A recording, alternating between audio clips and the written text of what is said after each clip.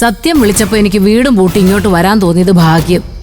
അല്ലെങ്കിൽ കറണ്ട് പോലും ഇല്ലാതെ ഇടിഞ്ഞു വീഴാറായി വീട്ടിൽ ഞാൻ പെട്ടുപോയേനെ. നിങ്ങളുടെ വീട്ടിലിനി നിങ്ങൾ താമസിക്കരുത് മാനോമേ. ഒന്നുകിൽ ആ വീട് പുതുക്കി പണിയണം, അല്ലെങ്കിൽ അത് പൊളിച്ചു നിരത്തണം. ഞാൻ വിചാരിച്ച ഇത് വല്ലതും നടക്കുവോ സത്യ? മക്കള് രണ്ടുപേരും ആ സ്വത്തിന്റെ പേരിൽ കാളയും വിടില്ല കയറും വിടില്ല എന്ന് പറഞ്ഞ് നിൽക്കുക. അനു ഉള്ളപ്പോ ഭാനുവമ്മ അവളുടെ വീട്ടിൽ തന്നെയല്ലേ താമസം? അതെ, അനു അച്ഛൻ്റെ അടുത്തേക്ക് പോകുമ്പോ എന്നോടവിടെ കൂടിക്കോളാൻ പറഞ്ഞതാ. പക്ഷെ ഞാൻ നിന്നില്ല. ഇടയ്ക്ക് സ്വന്തം വീട് ഒന്ന് നോക്കണമല്ലോ. ഇന്നെന്തായാലും അമ്മ ഇവിടെ ഇല്ലാത്തോണ്ട് ഭാനുമ്മയ്ക്ക് അമ്മയുടെ മുറിയിൽ കിടക്കാം. അയ്യോ, ഞാൻ ഇവിടെ എവിടെയെങ്കിലും പാ വിരിച്ച് കിടന്നോളാം മോളെ. ഞാൻ വന്ന് സുശീലയുടെ മുറി കൈ അടക്കിയെന്ന് നാളെ അവള് പറയണ്ട. അമ്മയുടെ മുറി നാളെ മഞ്ചാടിക്കും അവളുടെ ഭർത്താവിനും തുറന്നു കൊടുക്കേണ്ടി വരും എന്തിരേട്ടാ? അതോ അവരെ ഹർഷയുടെ വീട്ടിൽ താമസിപ്പിക്കൂ? അമ്മ എന്താ തീരുമാനിച്ചെന്നറിയില്ല. പക്ഷേ ജീവൻ രാജനെയും മഞ്ചാടിയെയും കല്യാണം കഴിഞ്ഞ് അവന്റെ വീട്ടിൽ എത്തിക്കാനുള്ള പരിപാടികൾ ഞാനും രവിയും കൂടെ ചെയ്തിട്ടുണ്ട്.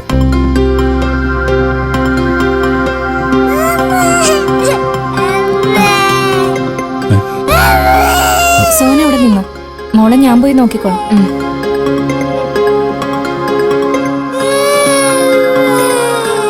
ജീവൻ മഞ്ചാടിയും കൊണ്ട് അവന്റെ വീട്ടിലേക്ക് പോവുകയാണെങ്കിൽ അവരുടെ ലൈഫ് സക്സസ് ആവുമെന്ന് പറയാം. അല്ലാതെ അമ്മയെ ഹർഷം പറയുന്ന റൂട്ടിൽ വീണ്ടും അവൻ പോയാ എവിടെ എത്താൻ പോകുന്നില്ല. രവിയാണല്ലോ. എന്താ രവി? ഇന്ദിര, ഞാനിപ്പോ ഹോസ്പിറ്റലിൽ നിന്നാണ് വിളിക്കുന്നേ.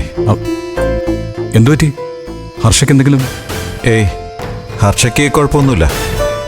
സുശീല ആന്റിക്ക് പെട്ടെന്നൊരു നെഞ്ചുവേദന വന്നു. നെഞ്ചുവേദനയോ? എന്നിട്ട് ഞങ്ങൾ അപ്പം തന്നെ ഹോസ്പിറ്റലിലേക്ക് കൊണ്ടുവന്നു. ഇപ്പൊ ചെക്കപ്പ് നടന്നുകൊണ്ടിരിക്കുക. അതെ രവി, അമ്മയ്ക്ക് വേറെ പ്രശ്നമൊന്നുമില്ലല്ലോ? ഇപ്പൊ ഒന്നും പറയാൻ കഴിയില്ല ഇന്ദിര. ഇന്ദിര, നീ എന്തായാലും പെട്ടെന്ന് ഇങ്ങോട്ട് വാ. ശരി, ഞാനിപ്പോ വരാം. എന്താ ഏട്ടാ, അമ്മയ്ക്ക് എന്തു പറ്റി? എടാ, അമ്മയ്ക്ക് പെട്ടെന്നൊരു നെഞ്ചുവേദന. രവി ഹോസ്പിറ്റലിൽ എത്തിച്ചിരിക്കുക. അയ്യോ, ഞാൻ അങ്ങോട്ട് പോയിട്ട് വരാം. സോനെ, നീ കൂടെ അങ്ങോട്ട് വാ. അവിടെ ലേഡീസ് ആരെങ്കിലും വേണ്ടി വരും. ഞങ്ങൾ കൂടി വരാൻ ചേട്ടാ. എടാ, എന്റെ വണ്ടി വർക്ക്ഷോപ്പിലാ. നിങ്ങളുടെ വണ്ടി എടുത്തിട്ട് ഞാൻ പോകുന്നേ. ഒരു കാര്യം ചെയ്യാം, ഞങ്ങൾ അവിടെ എത്തിയിട്ട് എന്തെങ്കിലും അത്യാവശ്യം ഉണ്ടെങ്കിൽ വിളിച്ചോളാം. നിങ്ങൾ അപ്പം വന്നാൽ മതി. സോനെ, പെട്ടെന്ന് റെഡിയാവും. ശരി ഏട്ടാ. അയ്യോ എന്റെ ഭഗവാനെ. വാശം, സുശീലയെ നെഞ്ചുവേദനയായിട്ട് ഈ അടുത്ത ദിവസം ആശുപത്രി കൊണ്ടുപോയതാ. ദൈവമേ, അവക്കൊന്നും വരുത്തല്ലേ.